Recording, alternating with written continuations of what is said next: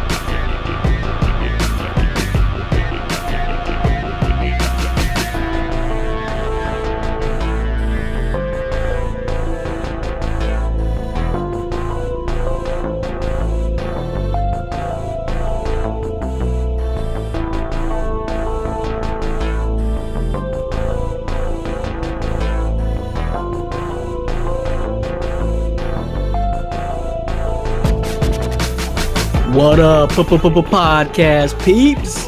Glad you're back. Glad to be back. We took a week off from the regular podcast and did the NBA draft thing. So appreciate you guys for joining us for that. Just back to a regular old podcast this week. Brandon Reed here. Dan Chalk's there. Say hello, Dan. Hey, guys. Hello. Hello, everyone. You want to say hi to Jackson Borland from your area there?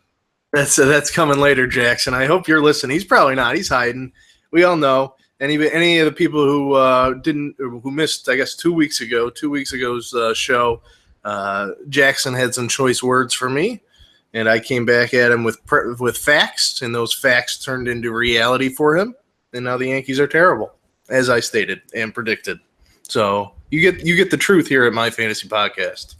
Yeah, I'm not so sure it was necessarily your facts. It's just the fact that the Yankees went on a 7-game losing streak, and right when I said they would, they did. They sure as hell did. Amazing. So I think you have something to do with that. I don't know what kind of pool you got up there in the Bronx, but that was nuts. We'll see, but we'll address that a little bit later. We will talk Yankees here on the show, one of our favorite topics. Also, one of our favorite topics among many is fantasy football. We're going to get heavy into that on today's show. Before and kind of, starting our draft prep coverage from here on out through the rest of the summer, we're going to have a lot of fantasy draft prep coverage for you, get you guys ready for the NFL season, which Dan's been doing a lot of that already. Our own Orlando Torres has been doing some of that. He'll join the podcast a little bit later and talk about that as well, get you ready for fantasy football. And of course, since we're in dead middle of summer, about 3 months into baseball, we'll continue our fantasy baseball talk. Always makes me feel good when conversations and questions come about, Dan, of guys that I actually have on my team or at least looked at. And I noticed I found another player of mine you stole. I drafted and you stole him. His name is Sean Mania. I didn't even know you drafted him, but I don't know why he wasn't on your team because he's fire. I have him in multiple leagues, and I'm reaping the benefits of a lot of your missteps along the way, and I guess that's why I'm in first. I drafted him 122, ended up dropping him because he was not doing well. I dropped him. You snagged him up. So Just like, who else did you do me like that? Yeah, Evan Gaddis. He wouldn't do anything either. I'm learning, but I get impatient. So you're doing well for your first time. I will say, I think 8-4 is your record. 8-4, doing well this week. Picked it up a little bit. Yeah, made some moves. Tied in second. Yeah, made some moves. So we'll see what happens. But more fantasy baseball talk to come later on the show, along with our Yankees talk. And we're going to wrap up the NBA draft, which we brought to you live, or supplemented your coverage of it this past Thursday night. So want to say big ups, big shout out, big thank you to everyone who visited my fantasy podcast or myfantasysportstalk.com last Thursday. All over 10,000 plus of you who visited the site just on that day alone. We appreciate it. We appreciate you checking out our NBA draft coverage and just checking us out. And let's get all 10,000 of those views every single day. We'll be doing pretty good. But appreciate it, guys, for all you who joined us on the draft night last Thursday night. It was fun. It was long. We only covered 24 picks, and that was 3 hours. So but that was enough, right, Dan? I mean, we couldn't stay up and do the whole thing. Who knew it wasn't going to end till like 12:07, which I think that may have even been Central Time. It may have been after 1 o'clock before it ended your time.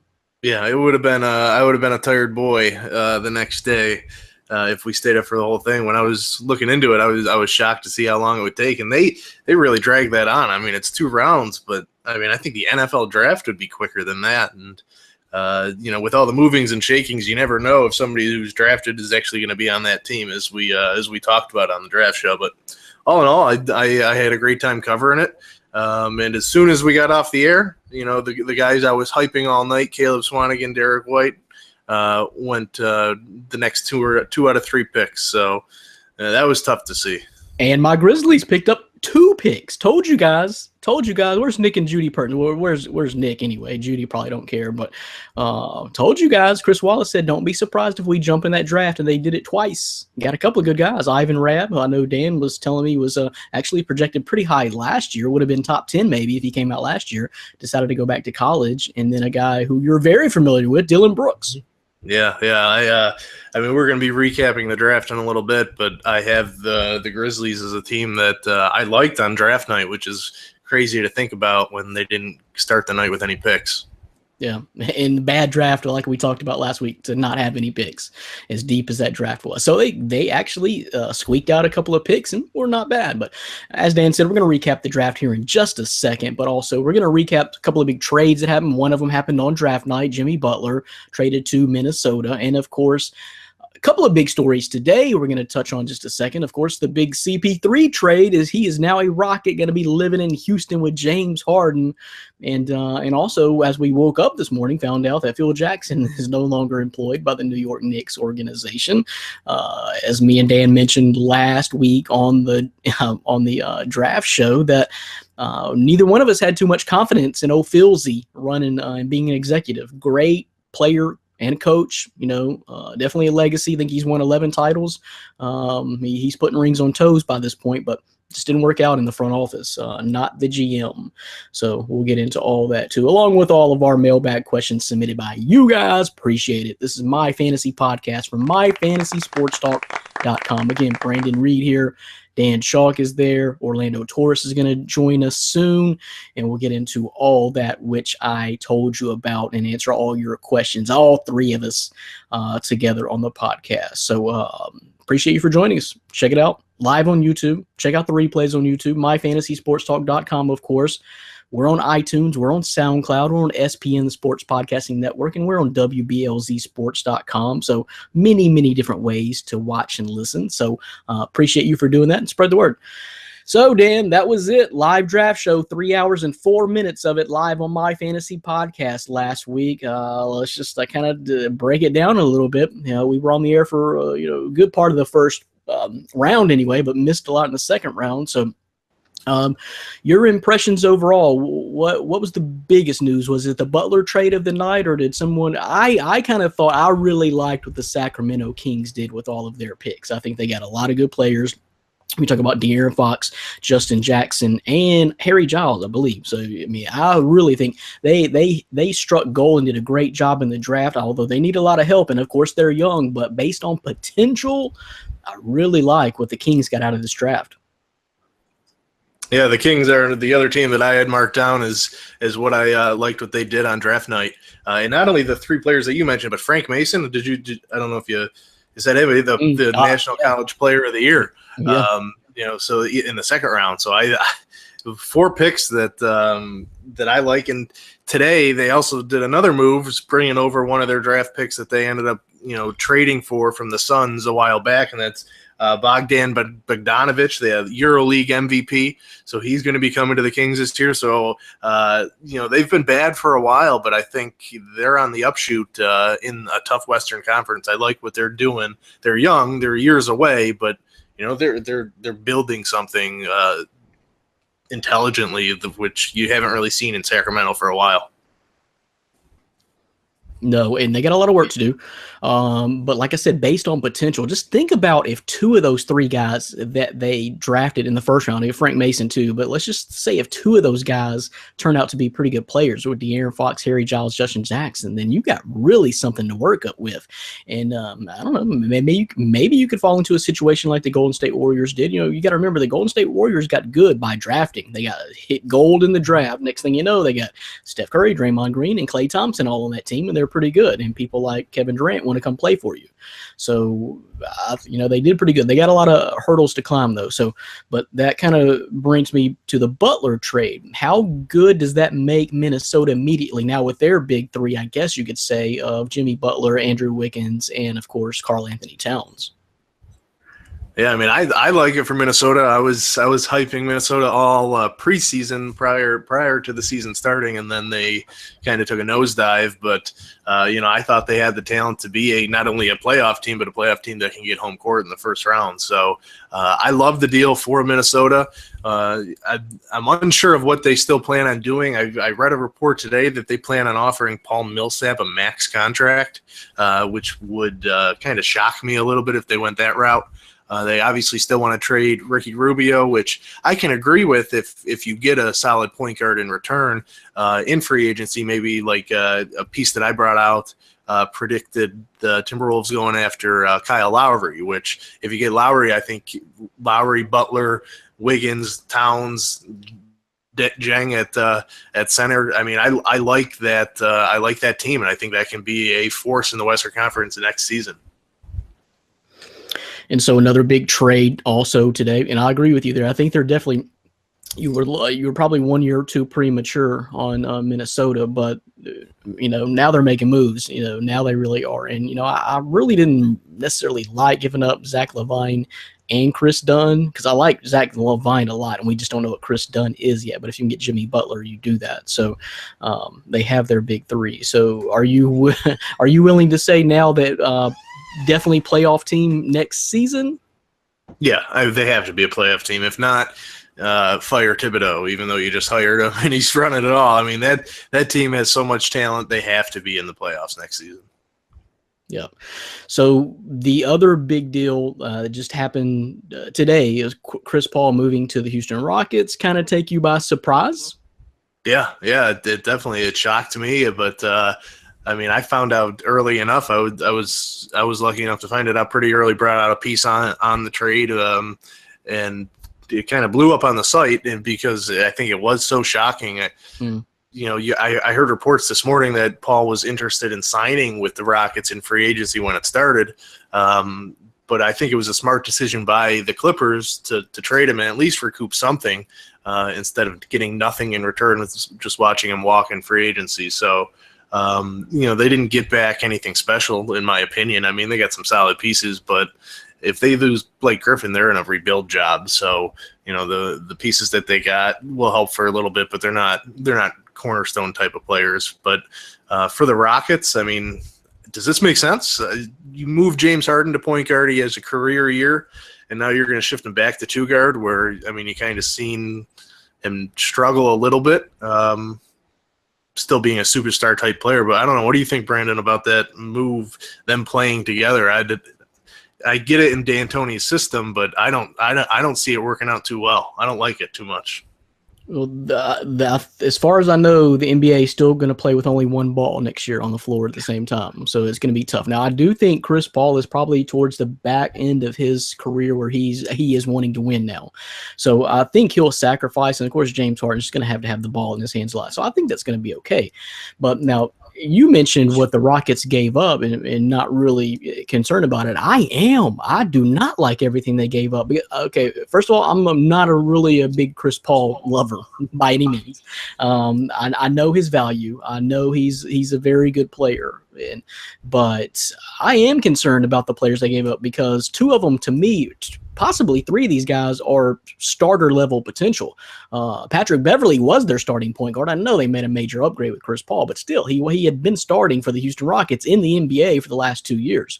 Lou Williams, which probably should have been their starting point guard, I like him, who they just brought over from the Lakers a lot. And Montrezl Harrell, don't forget about what he added to that team this year. And I think he's a starting level center for a lot of teams. But not only that, I don't know if you saw the complete list, Dan, but it's grown to 7 players: Lou Williams, Patrick Beverly, Sam Decker, DeAndre Liggins, Deron Hillard, Montrezl Harrell, Kyle Wiltshire, and then the first round pick, and then $661,000. So you gave up 7 players for Chris Paul.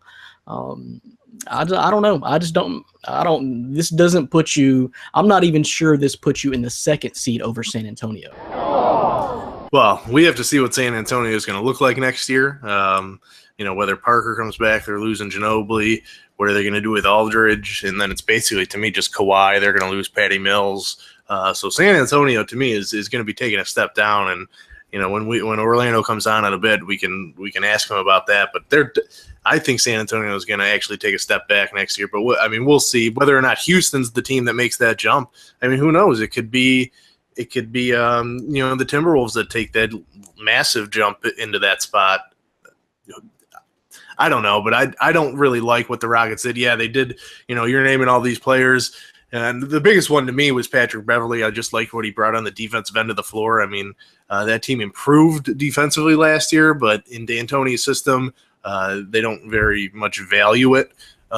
So he was a type of guy that can get some steals and get some lockdown defense. Some of the other guys, to me, they're role players. They could develop into starters, but 4 of the 7 played a bit, though. Yeah, and Houston made some corresponding moves. Some other trades today. They got a guy from the Hawks, and I think maybe even somebody from the Kings. And just role players, bench players, just to kind of recoup some of that depth that they lost in that trade. But overall, I don't know if I like it too much. And it's crazy too, because we're going to talk about the Knicks, but I saw the Carmelo talk to the Rockets already, and I think that that would be a dumpster fire if that happened. And it would kind of be funny to watch. I would probably watch the NBA a little bit more just to see that explode next year. I'm kind of hoping for that to happen. I know you are too, Brandon. I mean, like I said, they're still only going to play with one basketball. How in the hell would that ever work? I don't know. I'm telling you, one of these guys that Carmelo is buddies with in the NBA is going to get him on their team, and I think they're going by more heart than head, because I think they would just want to play with their buddy. And Carmelo's good. Yes, he's got appeal. He's a superstar. But you know how we feel about him as far as being a very productive member of a winning basketball team. And I think some of these guys, somebody, LeBron, whether it be James Harden, Chris Paul, I don't know, whoever he's buddies with in the NBA, someone is going to get him on their team, and it's not going to be good. They're going to take a step backward just by doing that. I know that sounds crazy, but I truly believe that, because Carmelo's always been the type of player that when the ball gets to him, it stops moving. It stops. I just don't think he can play in in offense with a very good flow with him as a key member of the team. I just don't think so.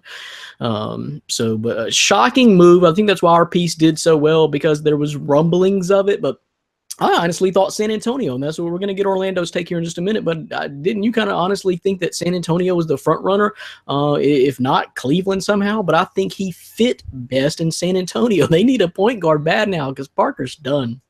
Yeah, I'm surprised with him because he's going. His main objective is to win, and I think Chris Paul's an intelligent player. He's an intelligent person.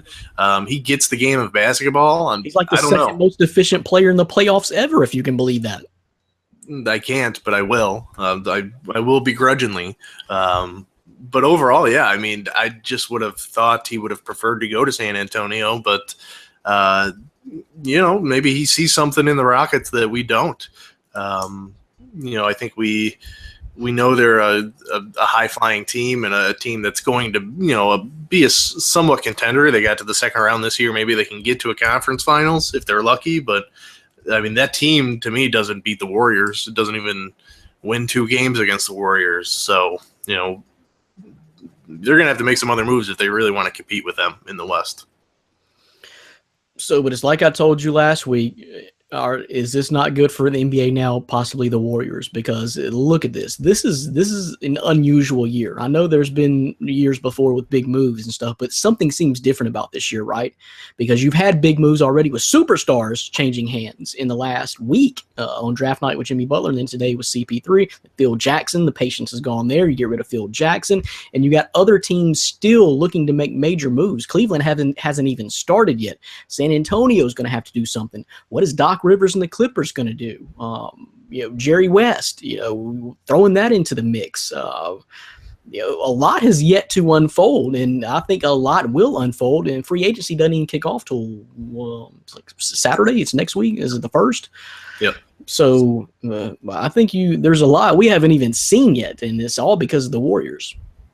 Yeah, and I would like the East teams to start to do something because I don't know if you noticed, but it's the West teams keep getting the superstars. Nobody's going to the East, which is, LeBron is there, but there's really nobody else. So if you can get it, Washington, John Wall, Bradley Beal, get that third guy, to pair with an Otto Porter, and you kind of have a big 4 that's developing there. They don't have a lot of cap space necessary, but some of those teams, if that's where it's trending is superstar teams, then to me, teams in the East and even players go there because you have a better chance to at least compete to make it to the finals rather than the jam-packed West. But, teams are definitely going for it. I think we're going to be in for a crazy offseason. And free agency, the moratorium period kicking off Saturday. I'm looking forward to it to see just all the rumors and if we'll maybe get another DeAndre Jordan saga again. Yeah, never mind. I think I'm just good where I'm at. But yeah, what are the Clippers? I think with the move with Chris Paul leaving, I don't think Lou Williams and Patrick Beverley is enough to make Blake Griffin want to stay in LA. I don't know. Now, maybe if they can pay him a lot more money than anybody else, and it's not really bad living in LA. And plus, there was even rumors that, eventually maybe LeBron wanted to come to LA. Who knew? Who knows? It is LA. But I think it's almost a sign that he is sure as heck out of there because Chris Paul was sure good at throwing lobs to him. Yeah. I think to me, I think Blake Griffin is as good as gone. I don't really know where he would go, where he would wind up, but I don't think he's going to re-sign with the Clippers. Cleveland, do you think that'd make a difference? You think his type of play would make a difference on Cleveland at all if they kept Kevin Love? No, I think that would be actually bad. I don't know how you would. Like you have 3-4 power forwards. You have LeBron James is really a power forward who can play small. Kevin Love, Blake Griffin, Tristan Thompson. I'm pretty much done on Tristan Thompson. What I'm saying is Blake would play your 5, and in today's NBA, that ain't too bad. But he could block shots. He could catch lobs. He could run the floor. He could play defense. He could swallow up some boards. He could. I don't know cap wise if that would. No, I don't know, but I'm thinking LeBron's desperate now. How he was pushing the GM before for the trade deadline this year. Thinking we got to make a move. That's when they did the Kyle Korver and Darren Williams move. Yeah, I think the only way Cleveland gets a superstar is if it's Carmelo and he takes the buyout. I don't because because they don't have any assets that they can trade. They don't have any cap space, so I don't see how they can do it unless you move Kevin Love. But then you're just kind of taking away one of your big three to add another one who might be better suited. But I think Cleveland's going to be strapped this offseason. I don't think they're going to be able to do much. You put Carmelo on that team, then I'm picking Boston to win the East next year, or somebody else. I think that's Carmelo's likeliest destination, because I don't think he's going to waive his no-trade clause. I think he kind of wants a buyout if he doesn't want to stay in New York. But and I think that would be his most likely destination. Crazy. But how did the Knicks screw this thing up, Dan? Because I was hearing that if Jim Dolan, is his name Jim or Jim? James. Jim Job. Hey, Jim Job. If Jim Job would have let Phil Jackson go like last week, it would have saved him like $24 million. Now Phil gets all the cash and walks. I mean, just this whole organization has been so bass-ackwards for so long. What the hell? I mean, if you're going to let him go, if you even have the inkling in your head of letting him go, then save yourself $24 million. You could spend it wisely somewhere else. Yeah, I mean, James Dolan's crazy. I mean, that's that bottom line. That's what it's about. Money, I think, doesn't really mean a whole lot to him, besides not wanting to buy out Carmelo. But the Knicks are going to be in this type of cycle to me until. That's almost what I'm saying. Save that $24 million and buy out Carmelo. I mean, keep Phil Jackson. Well, I mean, Phil Jackson was. I mean, we can all admit he was kind of a dumpster fire. Besides Porzingis, he kind of ruined that franchise just as much. I mean, signing Noah to that ridiculous contract, 4 years, $72 million for a guy who couldn't even stand for more than 10 minutes at a time. I mean, that was pretty bad. I know, I got you, and I'm right there with you as far as my level of confidence in Phil Jackson as an executive. But I still think the underlying problem, the biggest problem the Knicks have had, is Carmelo Anthony. Because not only, like I said, I think the ball dies when it gets to him. You don't have a very free-flowing offense when Carmelo is in the starting lineup. But he's also, his salary has strapped, and just the deals that the Knicks have made before Phil Jackson has strapped them financially so bad they can't afford to go out and do anything. But here's the thing. Phil Jackson is the one who signed him to that stupid contract and put in the no-trade clause. If he didn't put in that no-trade clause, I mean, that was Phil Jackson's doing. But so they were strapped financially before that, though. Isaiah strapped them financially. But they didn't have to offer Carmelo a max contract either. I mean, he was a free agent. They could have just let him walk. Now that may have been the smartest thing. But anyway, that's the Knicks. Enough Knicks talk. So let's wrap up this NBA draft, though, for real, dog. So Markelle Fultz did go number 1, Dan. He just went to the Philadelphia 76ers, and your boy Lonzo did go to the Lakers, so LeVar can breathe a sigh of relief, and now we find him in a WWE ring on Monday Night Raw. Your turn. This is your turn. I'm done. Let's sit back for a minute. Did LeVar inspire you to take off your shirt on tonight's podcast like he did on Raw on Monday? If I did, I would look more athletic. Did you see him slide into the ring? That was not graceful. That was horrible. He did that as a joke. He's a character. He knows that he's playing to the cameras, and I love it. I think he's getting everything that he's been working so hard for, raising his kids and kind of helping their ability grow. And I think we're going to see Lonzo kind of take the league by storm next year with recreating Showtime in LA. Okay. No, it wasn't graceful. That's not how you slide into a ring. It was awkward, and you think you can beat Michael Jordan. You can't even slide into a ring properly. But we feel totally different about this character, Dan. He is definitely a character, but I think he's a phony. I think he's out for LeVar Ball. I don't think he's dedicated to his kid's career. I think he's in it for LeVar Ball. He needs the spotlight on him, and I don't think I think Lonzo is going to be a great player, but I think you're going to look back at this draft, and he was by far not the second best player in the draft. But I understand. You got to. But so besides that, Jason Tatum may have been the first big surprise. Not Josh Jackson went number 3. to Boston. And, I proclaimed on the podcast 2 months ago before the draft that I thought that if Boston did have the number 1 pick, they should go after Josh Jackson because I think he fits their scheme better. And after they traded down, I thought for sure it was going to be Josh Jackson. I was half right. That player fits their scheme better, but they think that player is actually Jason Tatum. Yeah, somewhat surprising. He to me seems very much like Jaylen Brown, the same type of player that they drafted. I think it was number 2 overall the previous year. So kind of questionable, but if that's the kind of career, exactly 2 overall. So there's your Lonzo Ball in 2 years.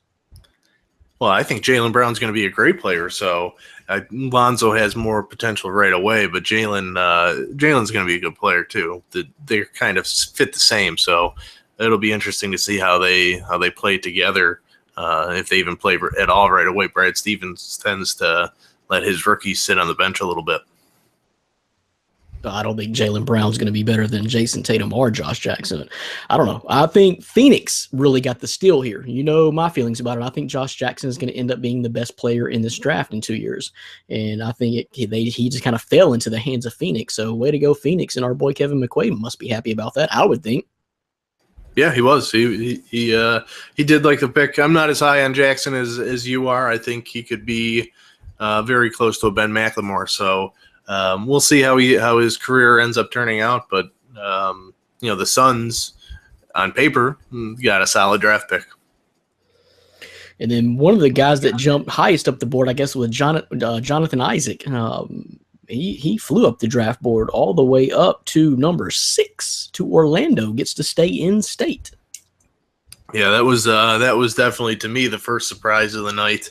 He's got potential, but he's still years away from being able to contribute regularly in the NBA. So it's interesting to see what Orlando does, because they're not really a win now team, so I can kind of see it, but I don't know. I don't know how that's going to turn out for them, and they've been losing for a while, so hopefully they can right the ship like they did, drafting Howard and O'Neal back in the day.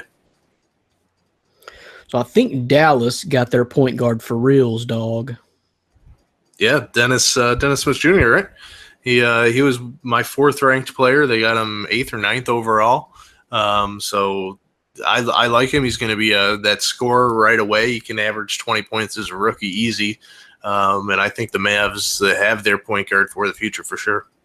I think they're just a couple of pieces away from finally getting back to competing in the West. But they really need to start thinking about life without Dirk Nowitzki, because I'm not sure even if he needs to even be starting this next year. I don't know, but I think it's definitely going to be his last. But Harrison Barnes ain't bad. And then you possibly add this, like some people have called him, Baron Davis type. And who'd you say, Steve Francis? Yep, Stevie Franchise. So if you got that caliber point guard in this young guy, along with Harrison Barnes, I think you're just Wesley Matthews. They got a couple of decent pieces. So we'll see what happens. But just kind of scrolling down here, Malik Monk dropped a little bit further than we thought he would. And of course, we were mentioning before we went off the air, we thought Caleb Swanigan probably needed to be drafted within the first 24 picks. But he wasn't. Where did he go, Dan? He went to Portland, I think 26th maybe. Yep. And Portland also got Zach Collins, if I'm not mistaken. So, So they had a pretty good draft as well, with some pretty talented big men, which I still think Caleb Swan is going to be ready to play right away in the NBA next year. So we'll see. But so that was the NBA draft, Dan. Other than that, and like I said, my Grizzlies got 2 picks out of it, Ivan Rabb and Dylan Brooks. How good of a pro do you think Dylan Brooks can be? 'Cause I really think he's going to be playing for the Memphis Hustle, the G League team next season. I really do. But do you think he will eventually make the main squad and be a factor in the NBA, even if it's not with the Grizzlies? I think it's going to be tough. I think his best shot is just going to be a role player. He's going to have to define a role, because his game was kind of that all-around player. He wasn't great at one thing. He's not the most athletic. He doesn't have a great first step. He's got a consistent shot, but a lot of it was kind of just him created off the dribble. So we'll see how that kind of fits into the NBA, but I don't think his game is there completely to translate. Yep, we'll see. We are hopeful, but that's it. That's the NBA draft. A lot of moves. It's almost more what happened around the draft and the trades and what's happening now than the draft breakdown. But it was a good draft. A lot of teams really drafted well. I think, like I said, the Kings kind of was the most impressive to me. By the sheer volume of picks they had, but I think they did the right things with those picks and has a lot of talent. So we'll see what happens there. But we're about to bring in our boy Orlando Torres to the podcast, and we are going to talk who is the NBA MVP next year. We know it was Russell Westbrook this year. June 26th was Monday, Dan. June 26th. I throw a big party. You didn't show up. What's up? Everybody was here, but you didn't show up. Yeah, I was waiting for my plane ticket that didn't arrive. I would have come. I would have hung out. We had chicken wings. Jackson Borland was here. Chicken wings not from Buffalo aren't really chicken wings. So you're crazy. Yeah, you're crazy. I'm down here in the South, in the home of the barbecue. Chicken wings is a little bit different, but man, we can fry everything. We can fry Twinkies. But anyway, yeah, Russell Westbrook is the MVP. Who's going to win it next year, 2018? It's a tough call. Who do you think? We're going to talk about that next with our boy Orlando Torres. You are listening to and watching My Fantasy Podcast from MyFantasySportsTalk.com. Brandon Reed, Dan Schalk is here, soon to be joined by our man Orlando Torres. Want to get his take on, first of all, Houston landing CP3 and not his San Antonio Spurs. Part B of that question is, what is the San Antonio Spurs going to do now? Then we'll get his take on who's going to win the NBA MVP before we move on to answering mailbag questions. We'll start out with football, then get into some baseball.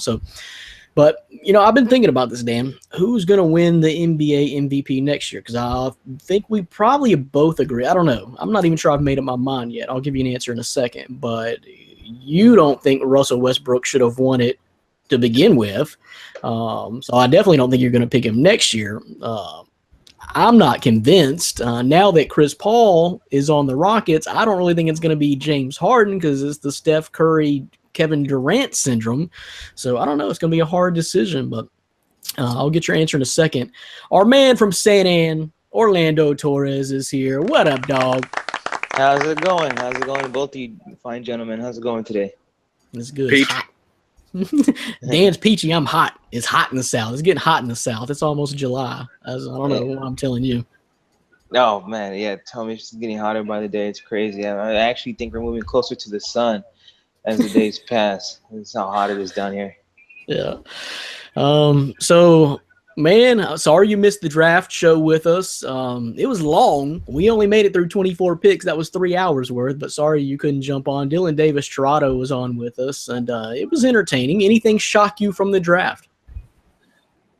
No, I mean, it was a decent draft. I mean, I caught up with it. I didn't get to see it live. It wasn't as exciting as I anticipated. I mean, LeVar, obviously, with the Lonzo pick was pretty entertaining.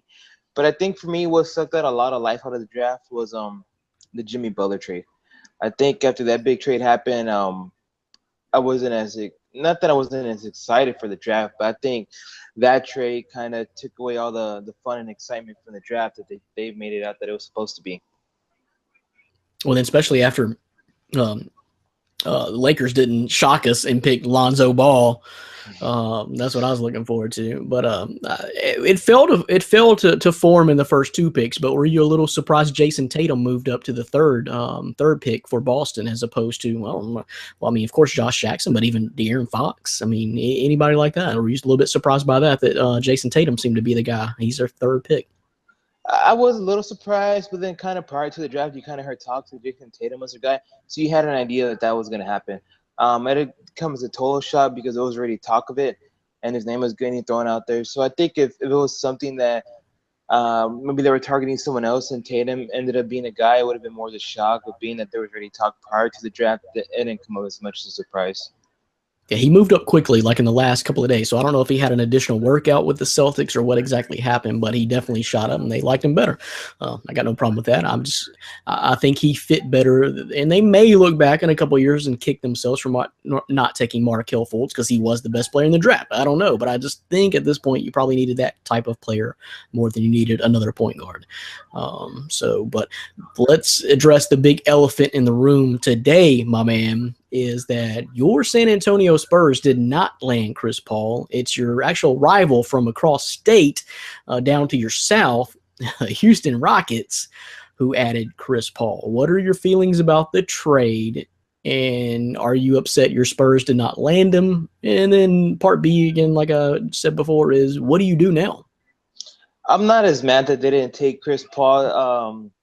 Because I know they would have had to give up a lot to acquire a guy like Paul. I would have loved to have a guy like CP3 on a team, but I'm not gonna cry over it. I mean, at the end of the day, the guy's 32 years old. He can still play as one of the best point guards in the game, and he would have been a great fit, I think, for our team.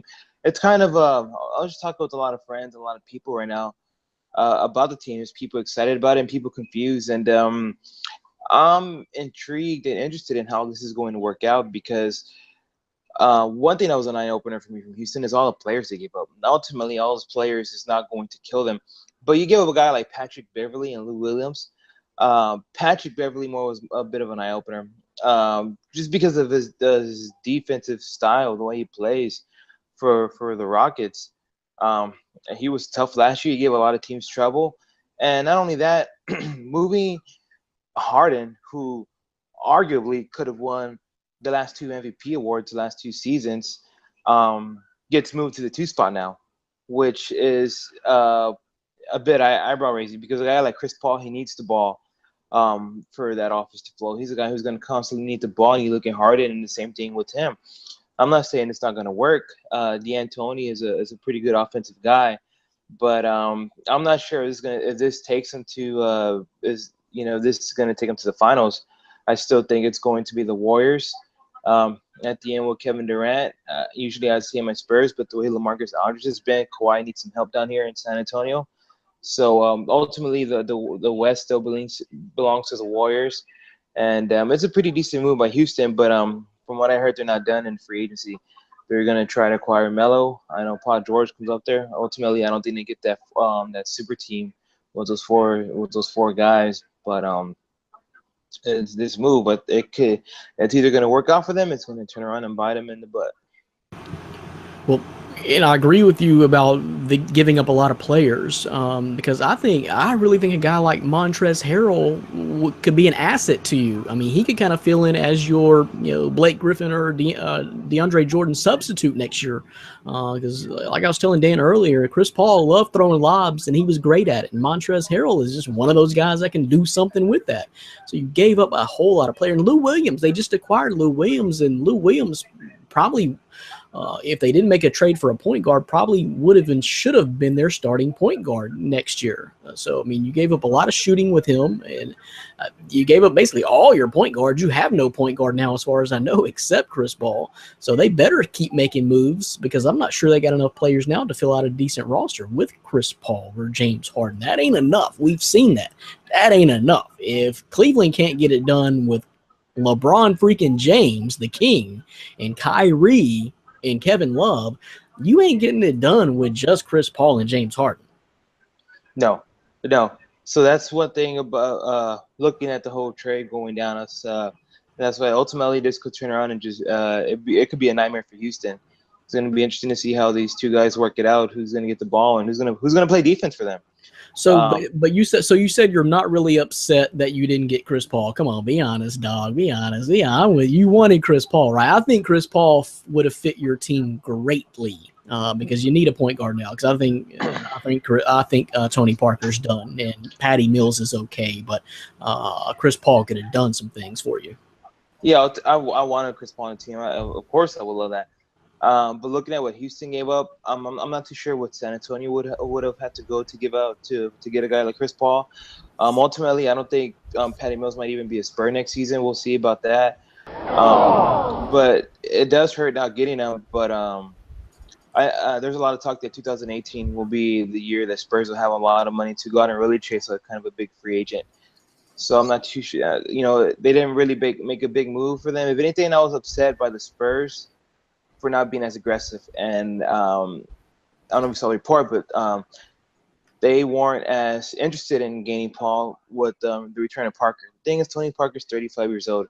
I love Tony Parker to death. I thank him every time for the 4 championships he helped bring to the city. But how you gonna let 35-year-old Tony Parker, who's been injured, the tail end of the season, scare you away from signing Chris Paul? That's what upsets me about my own team, not the fact that we didn't land Paul. You think about that. Tony Parker's not coming back to January, and he's not going to be the piece that we need that's going to take us to beat the Warriors or to beat a team like the Rockets, or who knows, maybe even the Timberwolves in the playoffs. So that's what upset me a little bit from the Spurs, because I know at the end of the day, it's, loyalty, and it comes at the price. But man, I feel like they could have made a push for Chris Paul. They really wanted to. So there's even talk. You mentioned Houston not being done, possibly making more moves. There's rumors of Paul George to Houston. So I don't know. And I've said before, I don't even think Paul George, because we've heard rumors to Cleveland too. So, but I don't even think he's enough. And I don't know. Just the Warriors are constructed so well to me. They got the right pieces. They got superstars. They truly have two MVPs and 2 superstars, and with several really good players around them. So I don't know what you do. I don't know what that move is out there for your Spurs. I don't know what that move is out there for Cleveland.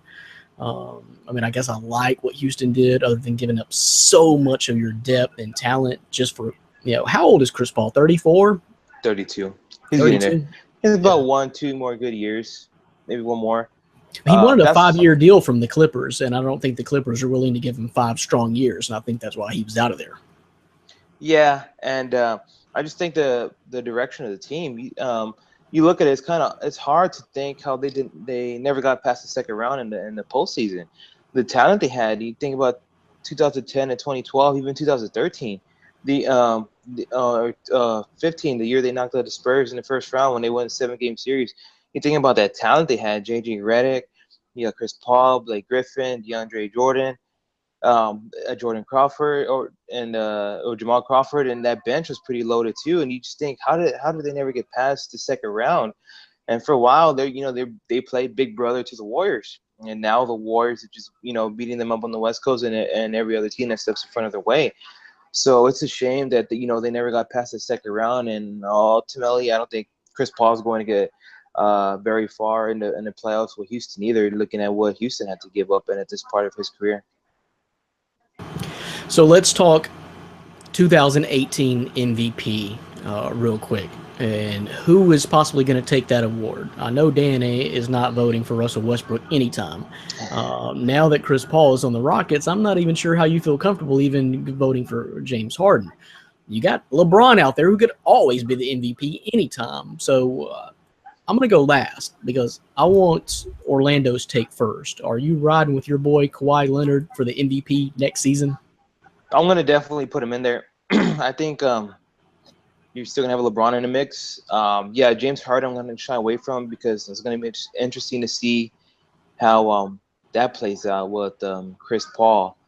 But I'm definitely going to pull LeBron James there, especially if they can land a big-time a free agent, because he's going to have to do it all over again. And ultimately, it's going to be hard. I don't even know if LeBron wins another title.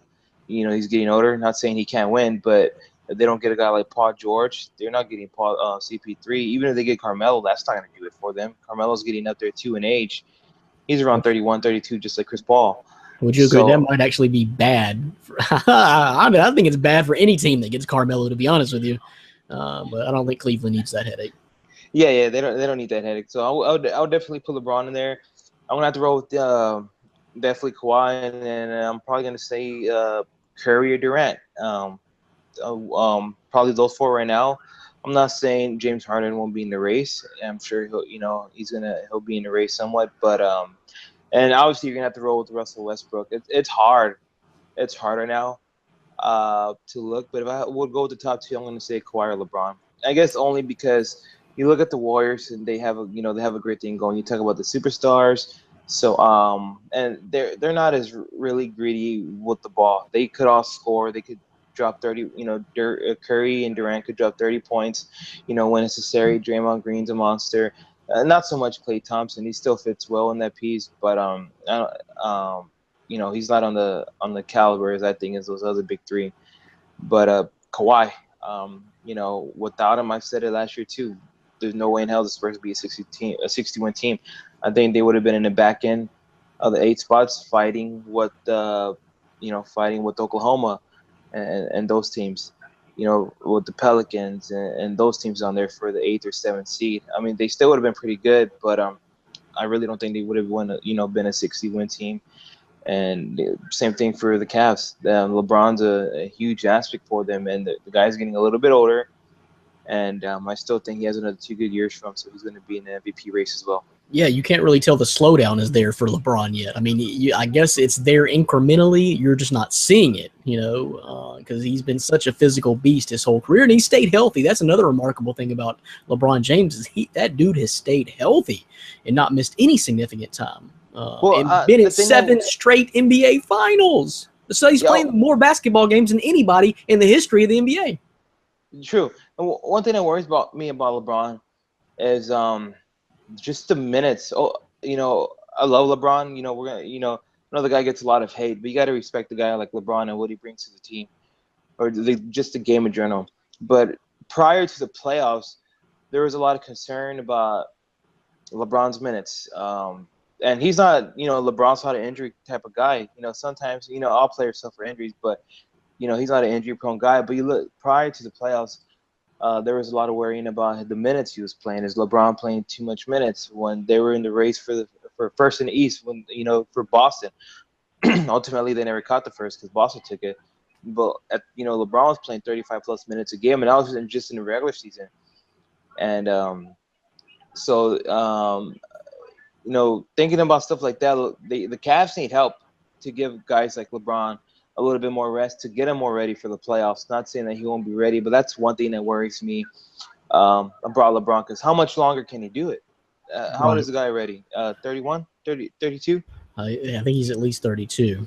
Yeah, so it's like how much longer can he do that? You can't be 33, 34 playing 30, 35-plus minutes a game every single night prior to the playoffs, because just the playoffs are a different monster. So that's something to think about with LeBron. But I guess Orlando is saying probably Kawhi 1, LeBron 2 right now if he had to guess for 2018 MVP. Yeah, or LeBron could easily fit 1 as well. It's kind of early to tell. That's your 2 guys, but Kawhi is definitely up there. Yeah, I would put him up there. And I don't think that's me being a homer. I just think I agree. Things have changed. I think the James Harden thing has changed immediately. If Chris Paul didn't get dealt, if you asked me this question yesterday, I'm saying James Harden for MVP next year. I just think so. Dan, who's your MVP for 2018, all things considered? Yeah, I mean, I would definitely have LeBron on the list, but I don't think he'll get enough love. He kind of, a little bit to the opposite of Orlando's point, they do rest a little bit in the regular season. And he shares the ball. He's not the aggressive force that he is in the postseason. He's more of that facilitator in the regular season. So I just don't think LeBron will be getting that type of love, although he is obviously the most valuable player in the league, hands down. He's just not going to get the award every year. I think I'm going to go with Kawhi, and the reason is very similar to how Russell Westbrook won it this year. I think the Spurs are going to be a bad team next year. I don't think they're going to get bad. I think they're going to be fighting for a playoff spot. Orlando, you hear? Bad for Spurs standards. They're not going to have a losing record, but if they don't get some type of players and spend some money in free agency, I think Patty Mills is gone, which severely hurts their depth. They're going to have to rely on players like DeJounte Murray to run their point if they can't sign a Kyle Lowry, even a Derrick Rose, who I heard they're high on. But even if they sign Rose, how good is he really going to be? So I think Kawhi is going to be the lifeblood of that team. LaMarcus Aldridge is garbage. I think we can all say that. And you have Jonathan Simmons, who's another restricted free agent. Say the Nets toss close to a max contract. It's not like the Spurs are going to match that. So if I was Spurs management, I would be very terrified this free agency period with some of their free agents and the ability of them to spend money and to get top name free agents. Gasol's another one who opted out. Supposedly he wants to return, but who knows if another veteran-laden team offers him a deal. So I think the Spurs can be in trouble, and it's going to be Kawhi Leonard and nobody else next year. And he's just going to have that high usage rate just like Westbrook. But I think he'll end up being more efficient with it, and he's better on the defensive end. So I definitely see Kawhi Leonard being the front runner next year for it. There you go. So Dan is committed. He is committed to Kawhi Leonard. I think it's obvious. I think if you hold Orlando's feet to the fire, he's going to say his boy Kawhi too. So you know what I'm going to say? I'm going to make it unanimous. It's Kawhi Leonard next year because I agree totally wholeheartedly with what Dan said. They're not going to be the same team next year. I don't like LaMarcus Aldridge either. If he's your number two, I don't really – he's not much of a threat to my fantasy status if I'm a Kawhi Leonard owner. Let's just put it that way. I do think it's going to be like Kawhi Leonard. I think what happened this year with Russell Westbrook was almost like, and I'll even admit this was part of my reason for saying Russell Westbrook and being on camp Westbrook, Team Westbrook all day. It was partly sentimental. Yeah, he went out there and averaged a triple-double. That enough. It's pretty amazing. Okay, Dan will tell you that his teammates were letting him get rebounds, but that was not it. You know, the dude was fighting for rebounds. You don't just put up a triple-double. Okay, you got to have. It's his energy. He's relentless. He was flying around out there, but part of the bigger reason to me is the way Kevin Durant left. Like, you were one game away from being in the NBA Finals and beating the Golden State Warriors, and you're going to do what? You're going to join them? That's stupid. Man, that's a punk move. I don't like that. So by that time, you're rolling around mid-July. The Warriors, the Thunder can't do anything to recoup that loss. They're going to go in with basically a lottery team, not a good team with Russell Westbrook. That's what they did. He shined. He did what he did, and they made the 6th seed in the playoffs, a better seed than my Grizzlies, and carried them all the way as far as he could, averaging a triple-double, even in the NBA playoffs. So he's your MVP, but I think that was kind of a one-year type of thing. I think that was kind of a sentimental vote. Dude, for what you just did, we got to give it to you. Plus, nobody else. Steph Curry, Kevin Durant kind of split. James Harden was there, but his numbers weren't even quite there, and I still think he was surrounded by a better team. But, so, CP3 joins Harden. I don't think he's going to have consideration. I'm not really considering Steph Curry anymore. I think Kevin Durant is the better player. LeBron James is always there because he's the baddest man on the planet. But from everybody who was in the race this year and still should come back healthy on their same teams about as well as they did, this previous year, then I got to go Kawhi Leonard because I do think he'll dominate the ball in San Antonio, and he has the defensive skills to do that. But I'm going to throw one more caveat out there before we wrap up this conversation is I think the third best player in the world next year, MVP races aside, because this has nothing to do with playoffs. I'm talking about the third baddest baller in the world next year behind LeBron James, Kevin Durant, my third guy, Giannis Antetokounmpo. Watch out. So, what do you think about that, Dan? Lonzo Ball. Sorry, did I say Dan? I meant Orlando. Yeah, that's not a bad pick. that's not a bad pick. Ultimately, I don't think he has a chance of winning MVP just because he's going to play for the Bucks and they're probably going to suck, though, right? I don't know, man. That Bucks team, they got some pretty good young talent coming up. So watch out for the Bucks in the East. Ultimately, I still think it's about a year or two, but it won't be long before they're making some noise in the East. And this Tombo Greek Freak guy is going to he's going to be in a row. So I think that's a name. Everybody's going to get used to hearing for quite a while. I really do. I think by next year, by the time we're about midway through next year into 2018, I think Giannis Antetokounmpo is going to be the third baddest baller in the planet. I really do. We'll see if it happens. But those are our early picks for 2018 NBA MVP. You know what we're going to do next? We're going to bring you fantasy football talk, get you ready for those fantasy drafts, which some of you may have already drafted. I hope not, because that's stupid. But hopefully your draft is coming up. Ours will be coming up here in a short period of time, so we're going to try to start getting you ready for that. NBA or NFL fantasy mailbag questions next You're listening to and watching My Fantasy Podcast from MyFantasySportsTalk.com. So, we going to kick off NFL Fantasy Draft Prep for you. Bigger than what ESPN does, CBS Sports, Yahoo, whatever. You want to come to us because we're the one turning out the numbers and turning out the hits, which both these guys right here have been doing with their pieces. Dan and Orlando have been blowing up big with the pieces. What was the last thing that we released? Okay, well, yeah, we're going to get to it right here. Right? We're going to get to it right. This is one of the last things we released. And it was Dan's top 30, I think, quarterback prospects for fantasy going into next season. So before we even get started into our questions, Dan, what inspired you to write that piece? And short explanation of your reasoning for what you wrote. Yeah, it's just so I came out with pre-training camp draft rankings. I'm going to bring out all the positions. I started with quarterback. Just me doing my own draft prep, and I kind of put that out on the site. And you know, it's something I love doing. Kind of just crunching numbers, crunching stats, looking at schedules. It's definitely fun, and you definitely have the knowledge, and I trust you.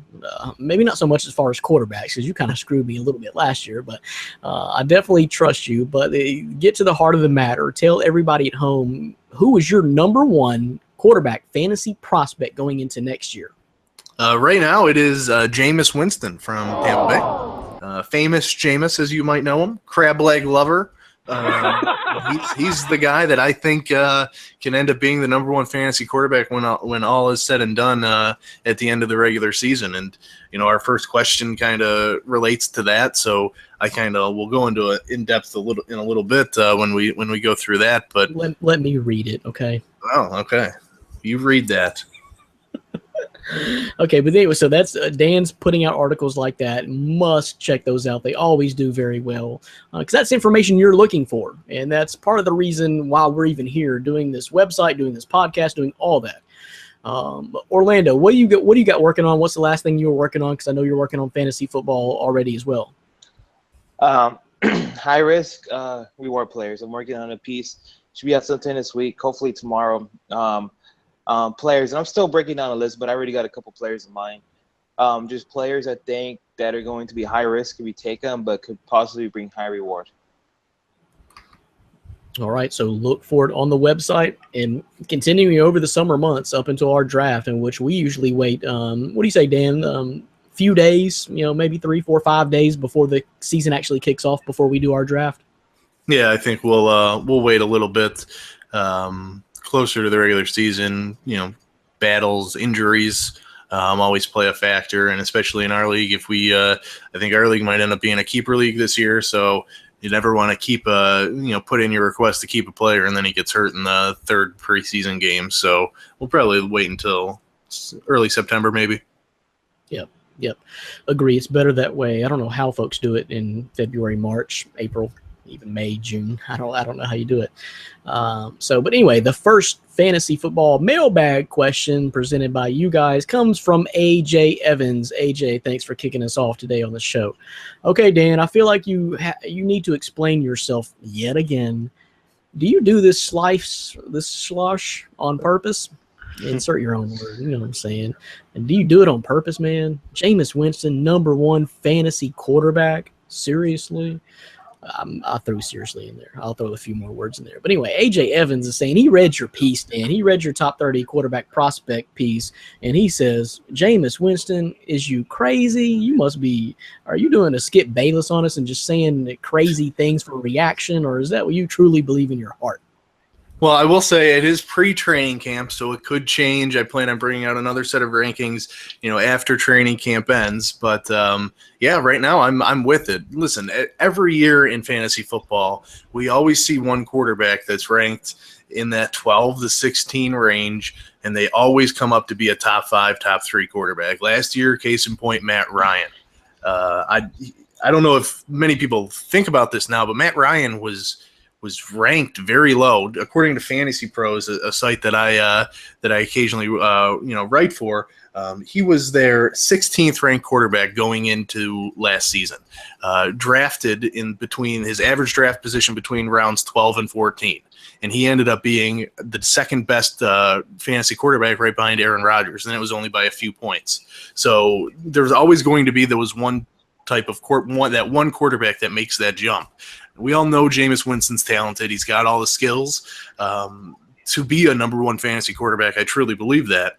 And I think he's going to be able to put it together this year. You look at Mike Evans. You look at the Deshaun Jackson, who they signed in free agency. And then you look at the draft. O.J. Howard, Chris Godwin out of Penn State, Jeremy McNichols, a Boise State running back. They already have their running game with Doug Martin, Jacquizz Rodgers, Charles Sims. They have so many offensive weapons. It's insane. Cameron Brate, go to the 2 tight end sets with O.J. Howard on the opposite side. I mean, I think their offense is going to be lethal, and they will have a decent running game, which is going to open up play action. And Jameis Winston is one of the best quarterbacks in the game, and that's why he's my number one quarterback right now. I agree with you as far as weapons goes. Man, there's a lot of them. Cameron Brate. I mean, I like Cameron Brate as an underrated tight end to begin with. Then you add in like O.J. Howard, Deshaun Jackson, Mike Evans. Man, I think any quarterback may trade spots with Tampa Bay to be in that situation to play with those guys. Even Tom Brady may want to trade places with Jameis Winston going into this year. So, I mean, you're definitely right about that. We'll just see if it all comes together in Jameis's, third year? This will be Jameis's third year. So we'll see if it all comes together. What was your reaction to that, Orlando? Is Jameis right up there at the top for you, or is Dan way off on this one as far as you can see? I'm going to say Dan is not crazy because I actually, one of the previous articles, I think I had Jameis Winston as my number 2 right behind Derek Carr. And I didn't mean number 2 overall. I still ultimately think it's going to be Aaron Rodgers. But I would definitely put Winston in the top 3. I think it's between him and Carr. But I do not think that's crazy. Same thing. I think this Bucs team is just going to be at another level this year. Just the talent, all those guys that Dan touched on, and Jameis Winston is a guy I would love to target. And if anything, I had a pretty good experience. I had him last year. My team kind of took a hit last year, but Jameis Winston was one of those guys that held me right into the end when I made a couple of wins in our league last year. So I do not think Dan's crazy with the pick. I mean, I could understand. Had a couple wins in our league last year. A couple, like more than Start 2. that already. It was I believe it was more than 2. Last year was a blur, so I'm just thinking about the good times. You had good times in our league last year? I had a couple times. I had a couple good times. Right before he got that virus. Yeah, the Zeke virus. So I don't know. I'm kind of disagreeing with you guys a little bit. The more Dan talked about the Tampa Bay Bucs team, he may be right. And of course, then he prefaced it by saying pre-training camp. We'll see. But man, the weapons they have is loaded. But when I'm looking at drafting my fantasy team, I'm going probably more with a surefire thing than what I think Jameis Winston could be this year and should be this year. But so I'm going with guys like Aaron Rodgers, Matt Ryan, Andrew Luck, Matt Stafford, and Andy Dalton. I would probably put those guys ahead of Jameis Winston. Wait, Matt Stafford? Yeah. Matt Stafford. Because he's Dalton. Oh my Lord! You're making my camera move. Go ahead. You could take Stafford. You could have Stafford this year. Dalton. I wrote a piece about Andy Dalton, how I think he's a great sleeper quarterback this year, but there is no way he is going to have a better year than Jameis Winston in fantasy football. I'm sorry. Crazy. I think A.J. Green still plays for him. Didn't they draft Joe Mixon, Tyler Eifert? He's going to have a great year. And, and Matthew Stafford. And Matthew Stafford, yes, Orlando, because he throws it 45 times a game, and that ain't going to change this coming year. And that's up and down. And one thing for the Bengals, have fun trying to get all 3 of those guys play one game together, or more than one game together, because it's like every other week, AJ's out with a toe injury or ankle injury. He needs. Andy Dalton sprained his thumb, and I love Tyler Eifert, but the guy's either out with the hamstring or back injury. So I don't know. It's going to be hard trying to get that trio on the field together. Andy Dalton is a pretty good quarterback. I'll give you that. But Matthews, the guy could throw it, but that guy was a headache last year, and I'm glad. Well, he was hurt. He was hurt since at least around Thanksgiving. Even before Thanksgiving, he was hurt. So I mean, and Andy Dalton only needs two big bombs. Would you rather have Matthew Stafford over Jameis Winston? Yeah, I really am. Yeah, you guys go ahead. You agree with that, Dan? You guys draft Jameis Winston that high, and I'm loving it. I'm loving it. Da da da da da. I'm loving it like McDonald's. You go ahead, because I ain't wasting that pick. If I'm going to draft a quarterback in the first 4 to 5 rounds, if I have to, it's going to be one of those guys. Just because Winston's ranked number 1 doesn't mean you have to draft him in 4 to 5 rounds. You know your opponents are around you, so you can still draft him later. Aaron Rodgers ain't lasting to the 5th round, guys. Aaron Rodgers ain't going to last to the 5th round. I drafted him in the 5th round in our league last year. Matt Ryan won't. Promise you that. Wait, no. I drafted Matt Ryan, Winston, 5th round last year in our league. Yeah, and I hope Winston or Stafford don't go in the 4th or 5th round. Brady, Rodgers, I could understand those two. I wouldn't even put Matt Ryan up there. Yeah, y'all ride that Brady train this year, and you're gonna fall flat on your face. It's over. It's over. Now, so just so our listeners know, that's the type of stuff Brandon's dishing out fantasy football. Stay away from Tom Brady and draft Andy Dalton.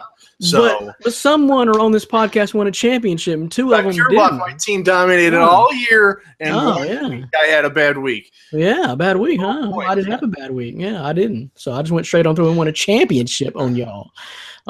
So that's with Dan's bad advice about drafting Eli. He's going to be the best fantasy quarterback ever since 1967. And that didn't work out so well.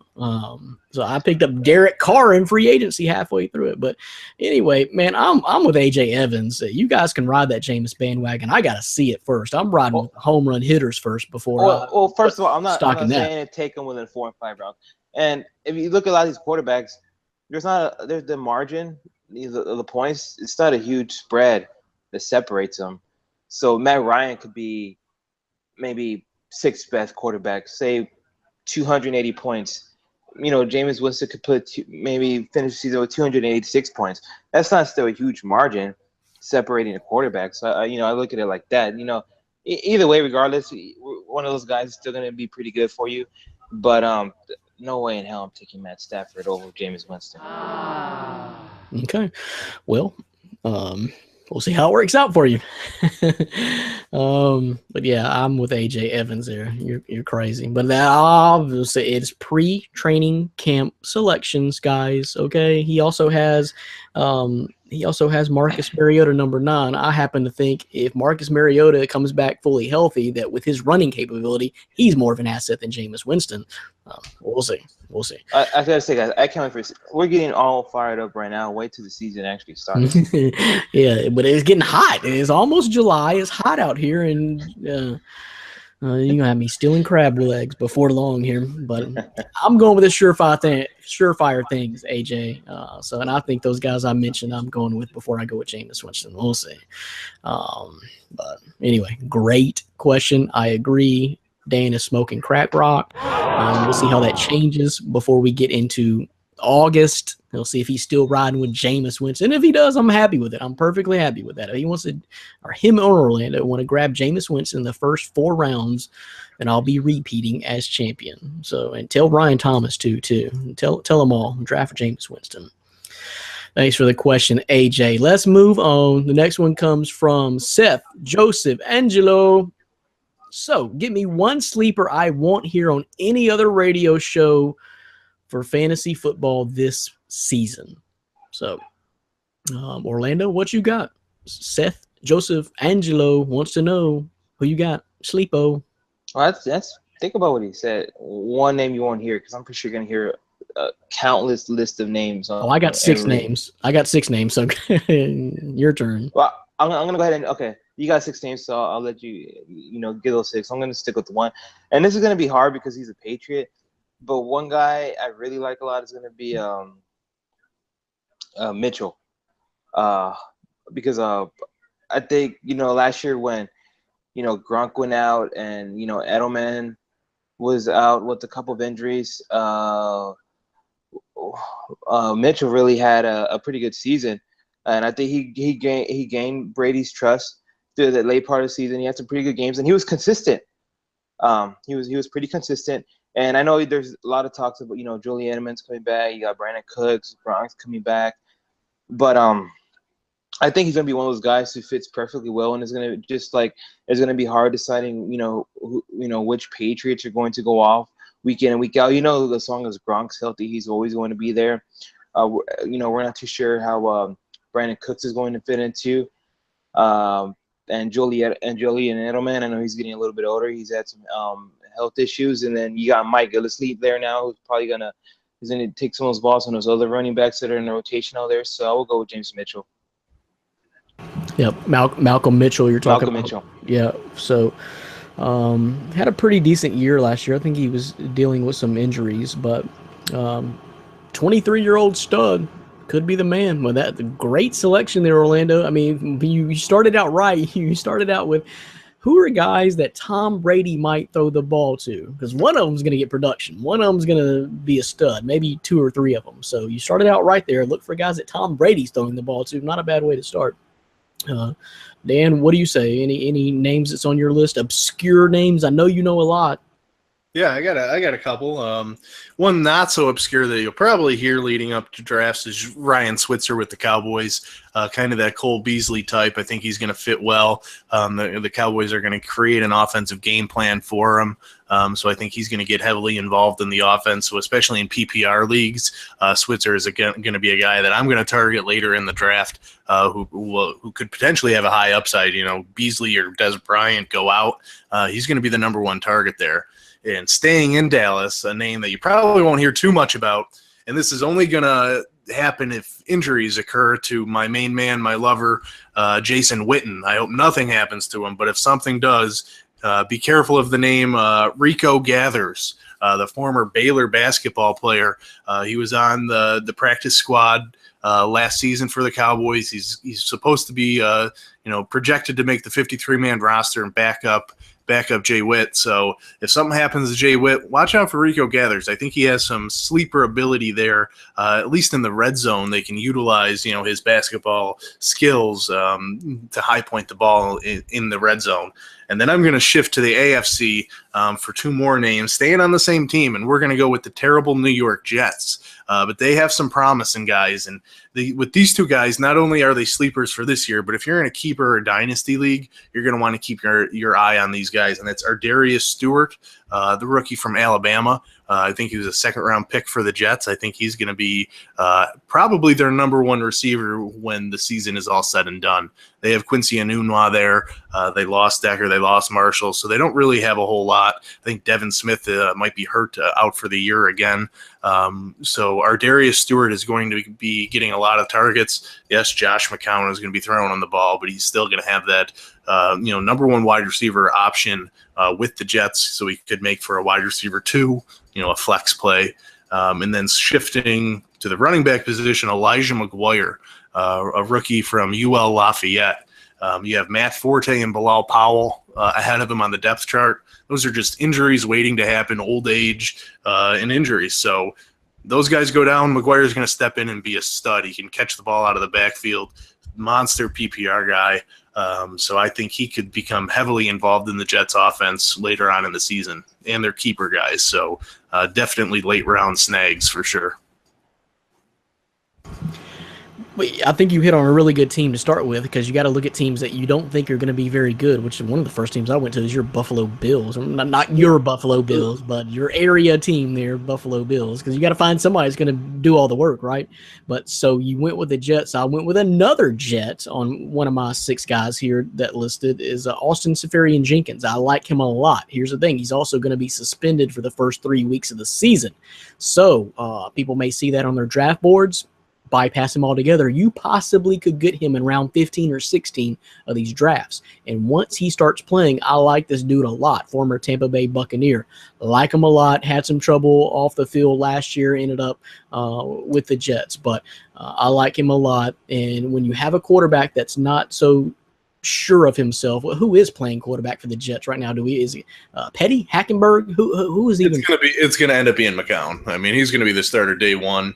Petty and Hackenberg. I mean, I put an article up probably a month ago of Hackenberg at OTAs. He was aiming for receivers and hitting reporters halfway across the sideline. It's not even a joke. There's video of it on the site.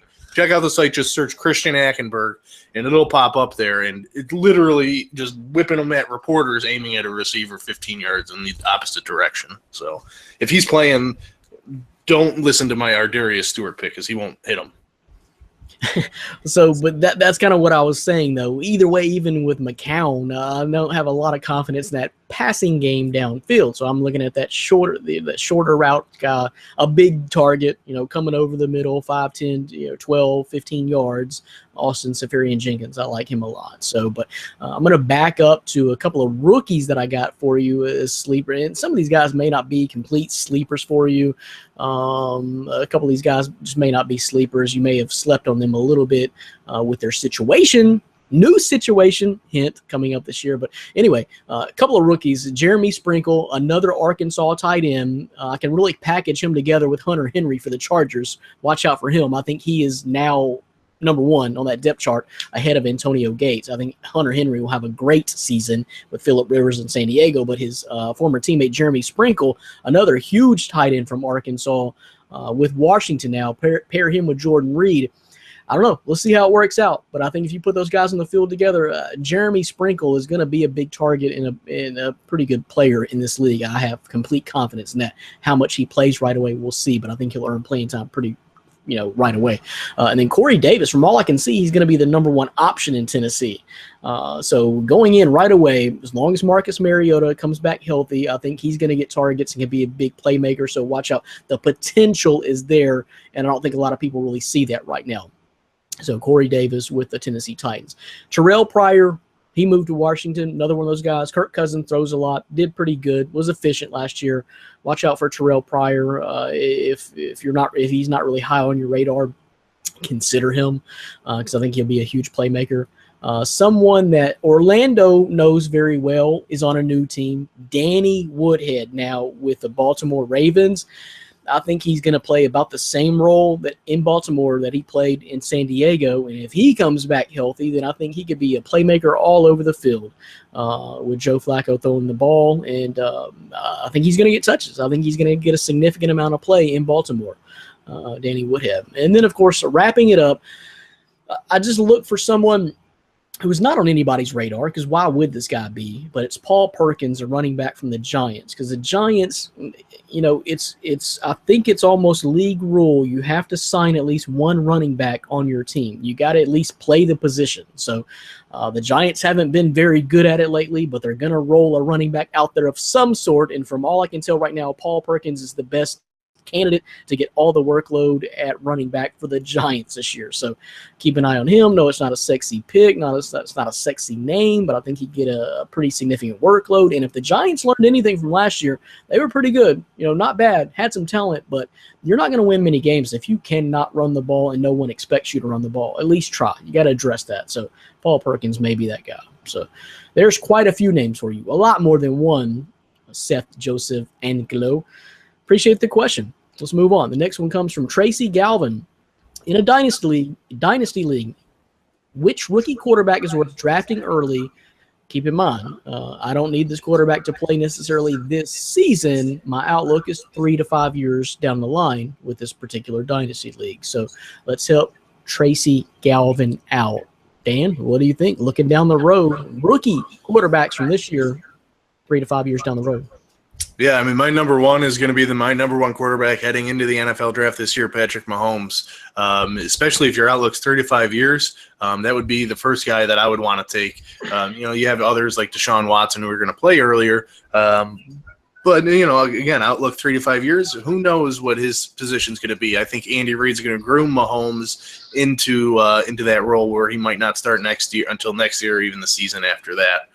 So he would be my first pick. And I would tell you this: I don't know how exactly your draft is set up, but there's a couple quarterbacks that probably don't need to be drafted very early, but could end up having great careers and would really be like kind of value picks in a dynasty league like that. I'm in one myself, so I kind of know. Getting those later round picks, hitting on them is going to be where your team ends up pretty high. And two names that I have down, you might not like it, but I don't like it. I don't like saying it. Nathan Peterman from the Bills. I think he's eventually going to be elevated into that starting role in a few years. And the other one is C.J. Beathard, drafted by the 49ers. I think Kyle Shanahan is going to groom him to eventually be that franchise quarterback that you see kind of take the reins in 3 to 5 years. So perfect with your timelines that you're looking for. But those are three names that I would kind of focus on. Mahomes early, and then Peterman and Beathard later on in your draft. Well, Dan pretty much took all of mine and took my thunder because I do think Patrick Mahomes. I think this is working out perfectly for Patrick Mahomes. And I think, Dan, if I'm not mistaken, didn't he move up to your top of your draft board as far as quarterbacks? Was he not your most impressive? Yep, right. He was my number one quarterback. And I think they're grooming him to take over for Alex Smith maybe sooner than later because, word is Andy Reid doesn't even really like Alex Smith very much. And, Alex Smith has always kind of been controversial as a starting quarterback. Solid, yes, put up great numbers. He had, been to the playoffs. But, people think he's just a dinker and a dunker and a pecker and a picker, if that makes sense. That's what he does. He's not a big threat. So they could be grooming Patrick Mahomes and bring him along slowly and eventually tell Alex Smith, appreciate the job you've done for us. Now this kid's taking over, and that could work out perfectly, beautifully for Patrick Mahomes and the Kansas City Chiefs.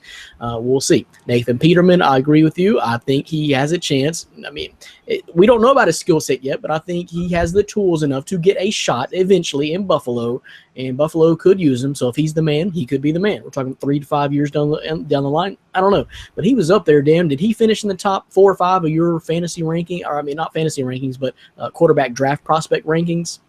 I think he might have been 5 or 6. But he was the most polished when it came to footwork. He just has a noodle for an arm. So if he can get some type of arm strength, his accuracy is there, his footwork's there, his progressions, the way he goes through them is there. I mean, I liked him as a prospect, and that's why I'm sad to see him in Buffalo, because this is where quarterbacks come to die. So it'll be interesting. But more of a prospect than Chad Kelly or the guy from Tennessee. Ugh, Chad Kelly. It just gives me shivers hearing his name and how bad he's going to be. Yeah, what was the guys from Tennessee? I forgot his name already. Josh Dobbs. Yeah, Josh Dobbs. Josh Dobbs. It just slipped my mind, but more of a prospect than those guys. And then the other name I had is because I think this guy, I like his frame. He's almost a little bit Cam Newton-like, is Deshaun Kaiser. Big frame, almost 6'5", and he's going to eventually get a shot in Cleveland. Now, whether that's good or bad, I don't know. But I think he's going to eventually get a shot in Cleveland. And with his frame, with his size and skill set, I don't know. We'll have to see. But anyway, if I had to rank them, that's probably what I'm going. Probably Patrick Mahomes, number 1. Deshaun Kaiser, Nathan Peterman is honorable mentions. Orlando, what up? Man, I don't think there's anything left for me to say. Yeah, I hit on everything. But I was going to write it originally with Patrick Mahomes too. So it's no surprise that any of y'all took that, especially the timetable he's given. I was going to go with Deshaun Watson, but more than likely he's going to play this year. Or even if it's Tom Savage starting, I think eventually Deshaun Watson finds some playing time on the field in regular season.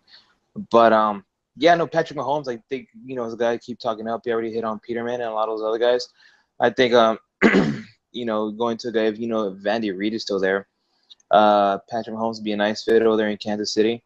And, Alex Smith, seems about right, 3 to 5 years. So taking a rookie like Patrick Mahomes for Dynasty League is not a bad choice. And that was my originally intent to go with. Yeah, Bob, that's it. Pretty much, I think, man. Tracy, I think Patrick Mahomes is in a perfect situation. We all like him as a prospect, plus he's in the right situation. He's not going to be playing next year. Not even sure he's going to be playing the year after that, but he could be perfectly groomed under Alex Smith and Andy Reid to step in and be the man down the future. So I think he's the one with the best shot by far at this point. So we'll see. But great question. We'll probably address that even later in the summer as we get closer to draft times and having to make those decisions of who is that rookie quarterback that might be significant even this year, late 14, 15, 16th round. So we'll see. But thanks, guys, for all the questions. AJ Evans, Seth Joseph Anglo, and Tracy Galvin. Thanks for the fantasy football questions. Keep them coming. That's what we're going to do the rest of the summer, guys. But since we are in the summer, it's only right that we talk fantasy baseball next. You are listening to and watching My Fantasy Podcast from MyFantasySportsTalk.com. Brandon Reed, Dan Schalk, Orlando Torres, we're all here about to drop some fantasy baseball knowledge on all you guys that submitted questions. One of them comes from our own Dan Schalk. So I don't know how you snuck this question in. You must be like a producer on the show or something. Because I personally, this question wouldn't have made it if I'm selecting the questions. But here it goes anyway. How about them Yankees, Jackson Borland from Dan Schalk? Hey Jackson. Hey, hope you're doing well. I am. Yeah, I got nothing else to say. Yeah, you need to be addressing Dan Schalk, I guess. This needs to be like a third party conversation, since it's your question, man. Jackson Borland had nothing to do with this right here. Yeah, we'll have to. Hopefully, he'll reach out to me. Let me know how he's doing because I'm very interested in his emotional well-being at this point. For those who don't know, Jackson decided to call me a nylon-coated asshat. Very clever. Liked it. Good for him. But that was when he thought the Yankees were the team to beat, world champs, as he said. Ever since our conversation, I think they've won 2 games. So, whatever. And they've fallen down, and they're in the middle of the road now. Nothing special about them, and they're going to continue. He also mentioned Aaron Hicks, who says hi. Well, Aaron Hicks is saying hi on the disabled list right now. So is Matt Holliday. That's just going to keep growing. But you're proud of that. That's the reason that you're just proud. Like Tanaka's ERA is growing as well. So, Sabathia, no. Just so Jackson, get at me. Let me know how you're doing, how your Yankees are doing, because I know it's not well. But thank you for submitting questions, and we hope to hear from you in the future. I mean, you're partly bragging on injuries there, so I don't know how much we can accept of that. That's a little ridiculous. You accept it all. So Jackson, last week was the NBA draft show that we did, so we didn't have a podcast. So this hadn't been addressed since it. Now it's almost pointless now because your Yankees fell into such a slump. I think they've won 3 of their last 10. They fell into like at least a 7-game losing streak, I think.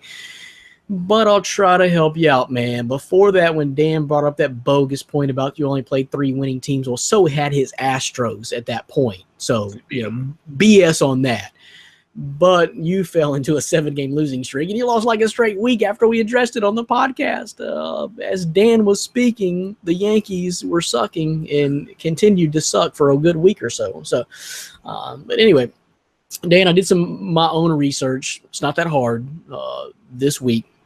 And I know you keep up with it quite a bit. It's probably not something that you've necessarily written down in a log, but I know you've probably noticed this. The Yankees have lost a lot of 1-run games recently. 6 of their last 11 losses have been by 1 freaking run.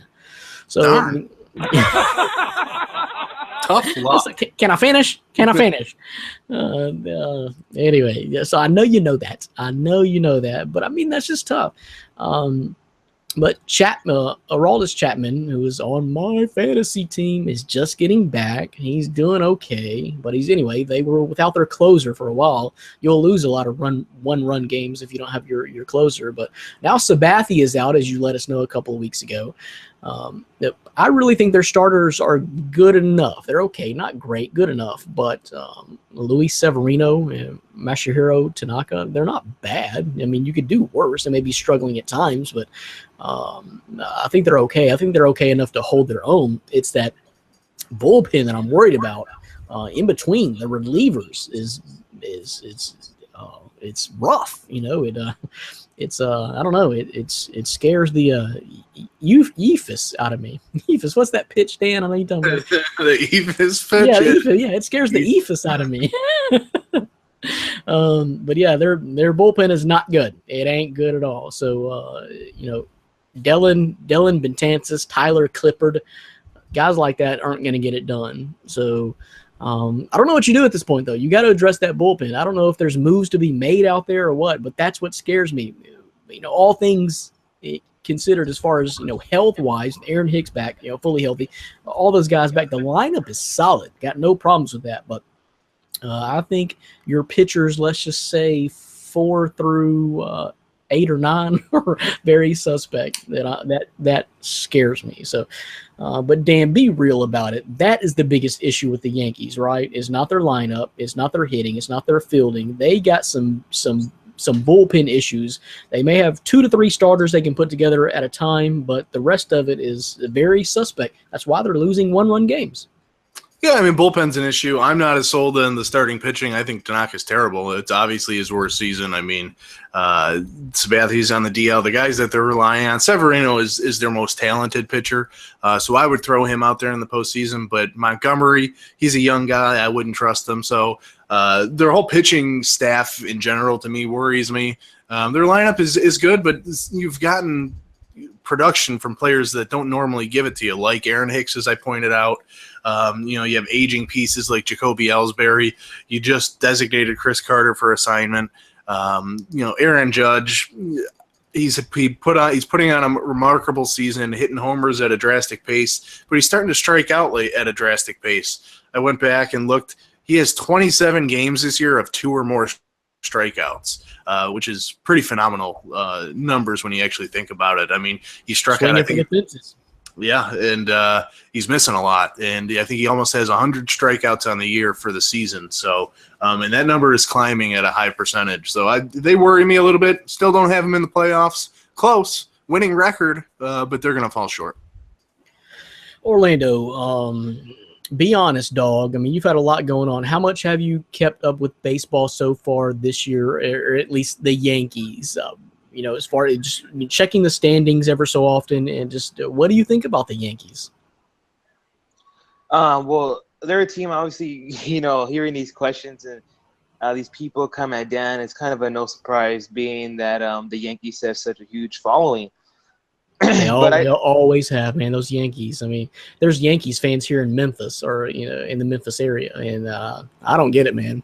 I don't get it. But, yeah, it's the Yankees. But last time I saw their record, they're not too far back in their division, right? Like 1 game back, 2 games back, something like that. They're not too far off. So I've always viewed a team like the Yankees as someone would view a team like the Raiders in football, or like the Los Angeles in basketball, the Lakers. As a lot of times when those teams, that have, so many championships, or like a historic team like that, it's good for the league whenever a team like that is having a winning season. People either love to see them win or lose. It's kind of like never in the middle. Well, then usually the money they spend also, they gather a lot of hate and a lot of haters just because the money they spend, which it always doesn't work out. But they've always kind of had that stigma as well. So those Yankees are buying up all the talent again. It may work out, it may not. But you're definitely right about that. I think the World Series would have high ratings, above average ratings, if the Yankees were involved in it. And then you look at their current record, 3-7, their last 10 wins. So it's been a bit rocky. And it was not much long before things are going to start to amp up. We're ready to head into July, and that's where I kind of tune into baseball too, because I love baseball, July, August, September, obviously, because you start seeing the games get a bit more. I'm not going to say more competitive, because Dan's more of a baseball guy, so I'm sure there's a lot of competitive games. But I guess as someone's a casual watcher, not someone who watches or follows the game heavily like someone like Dan. And so I try to keep up with all the teams, but standings is what I do. But 3-7, their last 10 wins, I know they're a bit off of a rocky start. I wouldn't know the full answer to that, but I know there's some things that for improvement, especially to make a run in September and October. Yeah, a few injuries here and there, as Dan mentioned, and then the bullpen is just not strong. I mean, even their starters are not strong enough to coast them easily into a 4-0 lead before they hand it over to the bullpen. But then the bullpen is just not very good.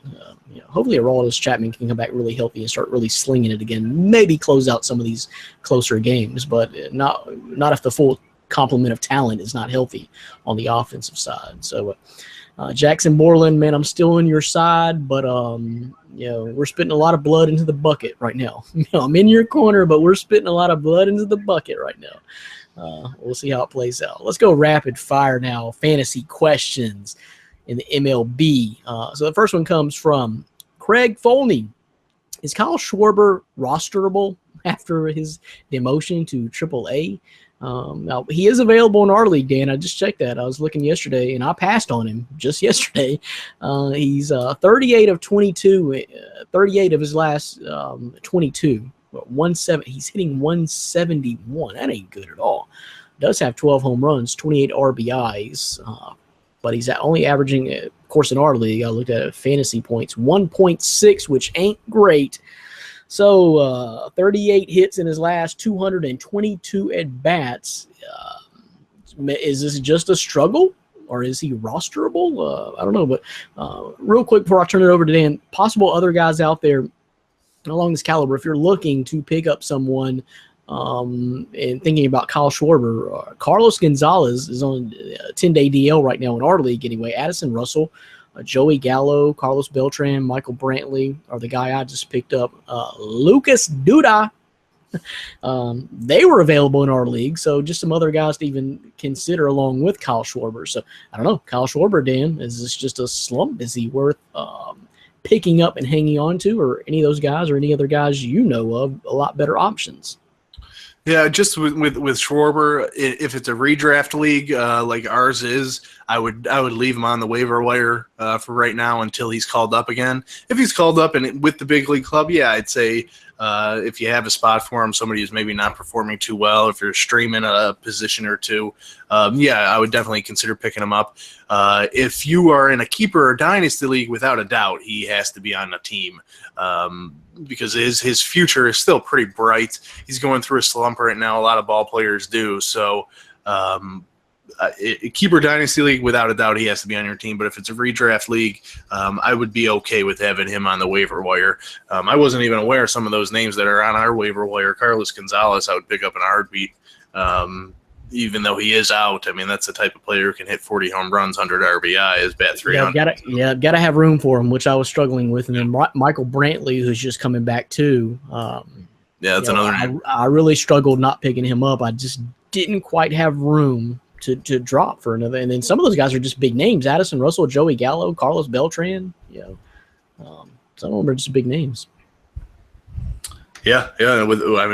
Without a doubt. So it surprised me. I like hearing this from you, Brandon, because you look at that a little bit more. My team is so stacked anyways, so I don't need to look at the waiver wire. Yeah. But now that you told me, I think I had a good draft. I really did. Hey, I was just looking at the current scoreboard and I actually lost the lead, Dan. I don't know if you've been keeping up with the scoreboard, but I was having a very good week playing Jean Francis Simard, which is Demon Blonde 666. Just took the lead on me, 107-103, and I thought I was having a good week. But I don't know, maybe my guys will pick it up. But like I told you before, I'm scared to make moves because a guy was like Sean Mania, which we're going to get to in just a second, which I drop and you pick up because you're like, you're an idiot, so I'm scared to death to make moves and drop people, but it happens. But that's kind of how we feel about Kyle Schwarber anyway. Craig Folney, appreciate the question. Henry Sinet, this one says, the Nats signed Francisco Rodriguez, K-Rod, in brackets there. Any value there, Francisco Rodriguez, who used to be known as K-Rod. I don't know so much anymore, but I mean, if he can get back to what he was last year, I think he can help the struggling Nationals closer situation, which they need something to pan out there. I'm just afraid he's a 35-year-old pitcher with a 7.82 ERA right now. That's what I'm scared of, that he may not get back there. So, but anyway, I would have to pass, averaging 1.2 in our fantasy league right now, and as a pitcher, that ain't great. It ain't great. They gave up 4 runs off 2 hits with a walk in one inning in his last appearance with the Tigers before they said, all right, that's enough. And that performance was good enough for -8. So that's his last booked fantasy performance in our league anyway, -8 points. So any value there out of Francisco Rodriguez, Dan? No, none. Stay away. The Nationals bullpen, yes, they're a mess, so I understand why they signed him to see if they can get something left out of him, but he did not look right in a Tigers uniform this year, and until he shows flashes, there's no reason to pick him up and put him on your roster. That 7+ ERA speaks enough. Leave him alone until he even is when he comes in, and he's not even guaranteed the closer role, which is the most valuable position in the bullpen. Just the middle reliever isn't going to do much for you, so I would stay away. I think Henry may have had some sentimental attachment to what K-Rod used to be, but you have to realize now he's 35 years old, and that probably ain't getting better. That 782 probably ain't getting any better. So, yeah, I agree. I would probably say stay away too. It's not anybody I'm interested in, that's for sure. And I'm looking because I need help because I got to beat Dan Schalk this year and take 2 out of 3 fantasy championships from him. We'll see what happens. But thanks for the question, Henry Sinnett. The last one comes from Brooks Kirkpatrick. This is a keeper league starting pitching situation question for you guys. Scoring, and in parentheses, what he's being scored on is scoring awards, wins, quality starts, and Ks is what he's looking for. So how do we rank these dudes for the future? Verlander, Sean Mania, Danny Duffy, Rick Porcello. So it comes from Brooks Kirkpatrick. Dan, rank those guys. I guess he's just asking you to rank those guys. He likes those guys. Rank them from least, or best to worst. Yeah, greatest to least, greatest. Best to worst. You're not gonna like this, but number 1, Sean Manaea. He's definitely got to be number 1 on that list. He's only getting better young. He's going to be basically the ace of that athletics rotation. Manaea or Mania? Manaea? Manaea. I think you can. You can trust me, Brandon. It's okay. Yeah. So he's going to be their ace. They're going to end up probably trading Sonny Gray, so he's going to be that number 1 guy. My number 2 behind him is Danny Duffy, a flame-throwing left-hander. He's been injured this season, but he could be an ace-type player of that Royal staff. Then I would go Justin Verlander. Still got something left in the tank. He had a turnaround year last year, middle-of-the-road year this year, but still doing decent. And then Rick Porcello. I don't know how on earth he won a Cy Young last year. It's mind-blowing. He's not a very good pitcher. He kind of hit a genie in the bottle last year, but this year it's pretty obvious he's back to his normal ways of 4+ ERA, a lot of homers given up. So 1 through 4, Manaea, Duffy, Verlander, Porcello.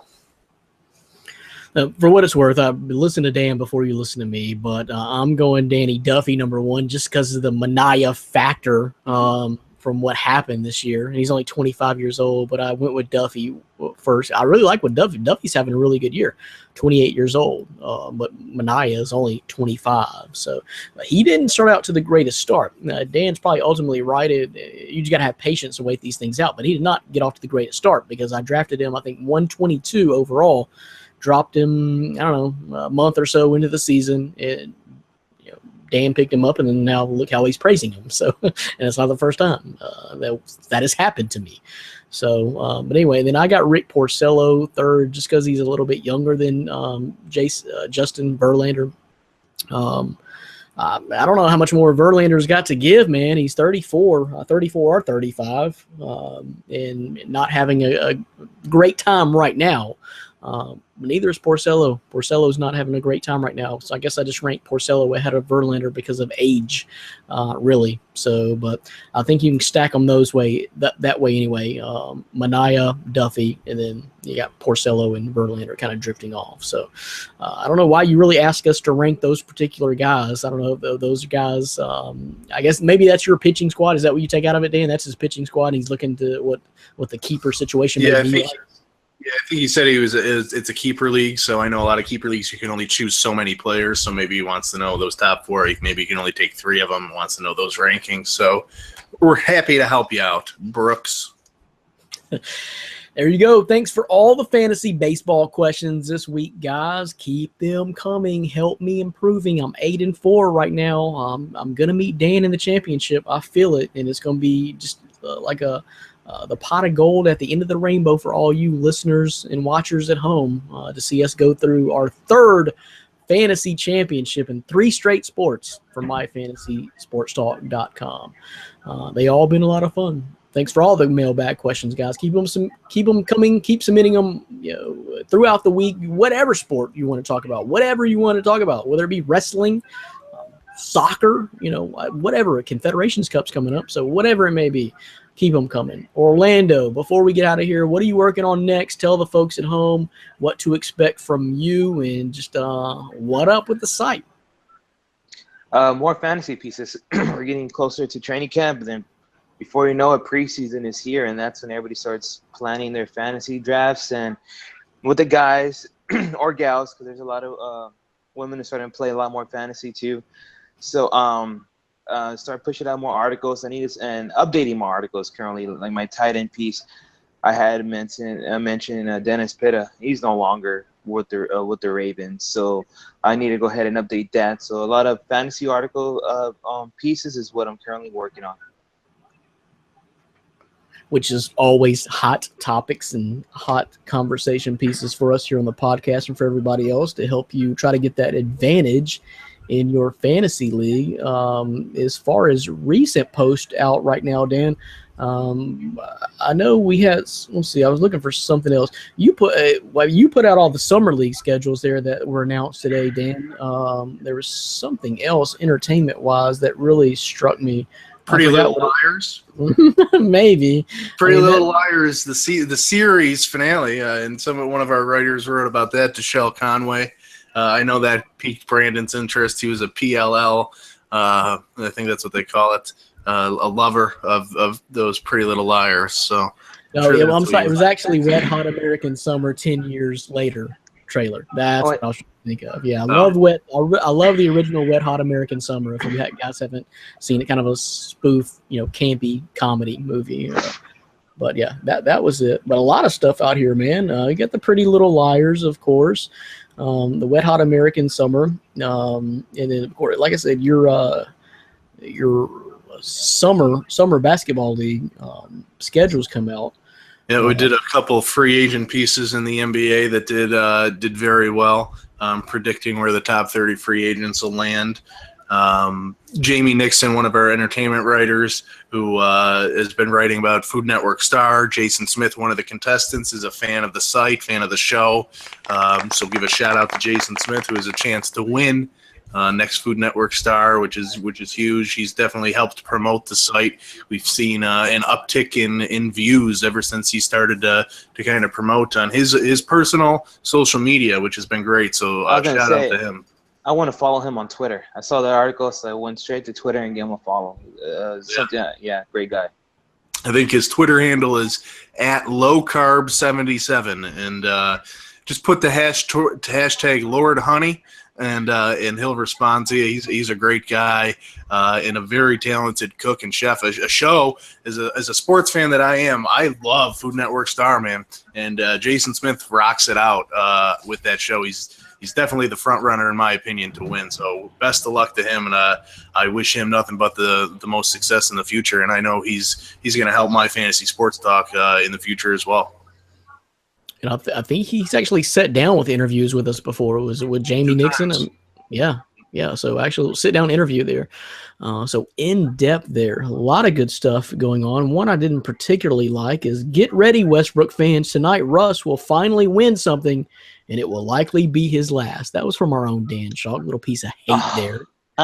Yeah, I know you saw that on June 26th. He had to do on June 26th. This was published on June 26th. You should be ashamed. Did you see Russell Westbrook's mama and brother and daddy out there in the audience? Now, no, didn't watch it.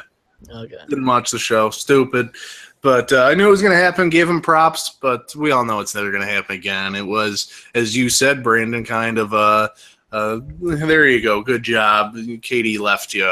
Here's an award trophy. Don't cry. Katie so, That was a good piece. I will say I didn't say. He said that was a good piece. Wait, I'm still waiting on. I kind of disagree, Dan. I liked it. It did well for us.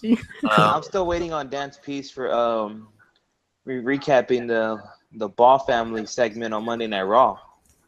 Wow, I only watched the highlights. I didn't watch the whole show, but yeah, LeVar gained even more respect for me with that Raw appearance. He toe up. He needs to work on that slide. I'll give him that. See, Dan, yeah, that's what I'm talking about. He said he can't even slide into the ring, and he thinks he can beat Jordan. Dude, he looked totally unathletic. Hey, what was he doing with his hands? I don't know if he was trying to like karate fight or if he was like hallucinating on something. And I think he came down the ramp trying to be like Vince McMahon, just swinging it. And He's got the mojo. He can do it. That's what you call a big baller right there. Big baller. Okay, anyway, that's on the side if you want to check it out. Dan's hate on Russell Westbrook. It's crazy, man. You hate on Westbrook, you hate on Steph Curry, and you love a guy like LeVar Ball. Crazy, dude. Okay, but I do like the fact that you put out a piece talking about the Broncos quarterback job is Paxton Lynch's to lose. I hope that's right. We'll see if that's right. Then Malachi David put out a good piece, the 5 unlikely moves that would change the NBA going into next year. So great stuff on the website right now. Gotta check it out. We're past the NBA draft, going to be heading into fantasy football. Real heavy, I guess, going forward next. Dan, is that not our next focus probably? Yeah, definitely heavy fantasy football. I mean, this is going to be our busy time of year. People come to My Fantasy Sports Talk to get their fantasy advice, and I think you're going to see articles daily, rankings, analysis, sleepers, busts, all sorts of things. And obviously the My Fantasy podcast, it's going to be pretty much heavily dedicated to it, especially late July or August. I mean, just watch the show for all of your fantasy advice, because I wouldn't be surprised if it's full episodes dedicated just to fantasy football. Yep, we're getting there. So we'll take it one step at a time. And actually, next week, this is what I kind of think we got planned. We'll continue to talk about our fantasy football draft prep, of course. We'll get heavy into that. Please continue to submit those mailbag questions so we can stay on top of all the topics that you have concerns about going into next fantasy football season. We'll continue our summer of fantasy baseball topics. So submit your love, hate, or other type of questions to us regarding baseball, fantasy baseball, Yankees, whatever you want to talk about. Jackson Borland, you out there? Maybe the Yankees are going a 7-game winning streak by the time we come to you next. We'll see. But I'm sure we'll touch on NBA free agency and all the news, possible trades that's breaking in the NBA, and how the landscape of the NBA has changed since we've been with you last, and then whatever else breaks in the world of sports and entertainment. So thanks, guys. Thanks for checking us out live on YouTube. Check out the replays on YouTube. Thanks for checking us out, of course, on our website, myfantasysportstalk.com. Thanks for checking out the podcast on iTunes, SoundCloud, SPN, Sports Podcasting Network, and WBLZsports.com. But of course, the main thing is you better check out that website daily. It's myfantasysportstalk.com. And the motto is, in the bright lights, why go anywhere else for sports and entertainment? That's the question. It's a question, but the only answer is don't do it. Doesn't make no sense. So, but that's going to wrap it up. Our man from San Ann, Orlando Torres. Thanks for joining us. For Dan Chalk, I am Brandon Reed. See you next week. Later. Peace.